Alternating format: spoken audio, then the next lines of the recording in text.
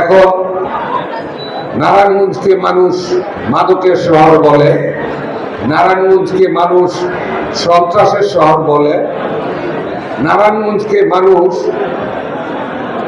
Traffic জ্যামের শহর বলে। এই নারায়ণগঞ্জকে আমরা স্বপ্ন দেখেছিলাম, এই নারায়ণগঞ্জকে ইতিহাসে জায়গা করে নিয়েছিল? কখনোই না। আমরা আসলে এরকম নারায়ণগঞ্জ দেখতে চাই না। আমরা কি দেখতে পাই?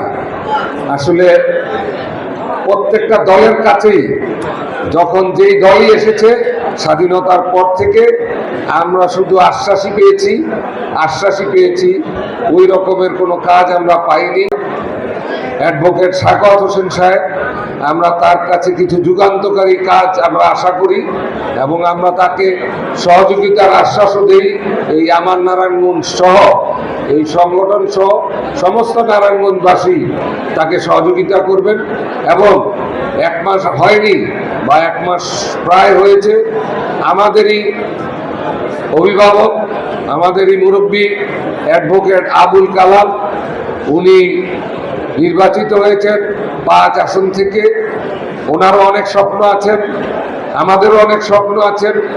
নারায়ণগঞ্জ 5কে কিভাবে উনি সারা বাংলাদেশে একটা মডেল হিসাবে গড়ে তুলবেন, আমাদের যদি সাহায্য সহযোগিতা উনি চান, আমরা নারায়ণগঞ্জবাসী এবং আমার নারায়ণগঞ্জের পক্ষ থেকে আমরা তাকে সহযোগিতা করব ইনশাআল্লাহ। আমরা ওনাদের 2 জনকেই সহযোগিতা করতে চাই। পাশাপাশি ডিস্ট্রিক্ট কমিশনার, ডিসি সাহেব, ডিস্ট্রিক্ট কাউন্সিলর, ডিসি মহোদয় এবং এসপি মহোদয়, জেলার পুলিশ সুপার, তাকেও আমরা বলতে চাই, আপনারা আপনাদের সঠিক কাজগুলি করেন।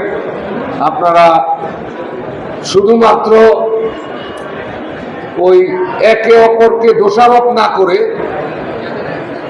কে কি কারণে সন্ত্রাস মুক্ত করতে পারছেন না, কে কি কারণে মাদক মুক্ত করতে পারছেন না, কে কি কারণে ট্রাফিক মুক্ত শহর করতে পারছেন না, আমরা গত 5-10 বছর যাবৎ আপনাদের এবং রাজনৈতিক ব্যক্তিবর্গর মুখে শুনে এসছি। আমরা সেই ধরনের কথা আর শুনতে চাই না। আপনারা নিজেরাই জানেন, এই যে নারায়ণগঞ্জ থানা, সিদ্ধিরগঞ্জ থানা, ফতুল্লা থানা, বন্দর থানা, সমস্ত সমস্যাগুলি জানেন, কারা এই সমস্ত সমস্যার সাথে জড়িত।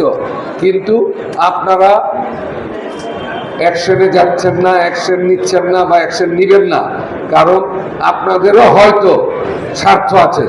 কারণ দলীয় লোককে বা ক্ষমতাধর লোকদেরকে আপনারা খেপাতে চান না, তাদেরকে আপনারা রাগাতে চান না।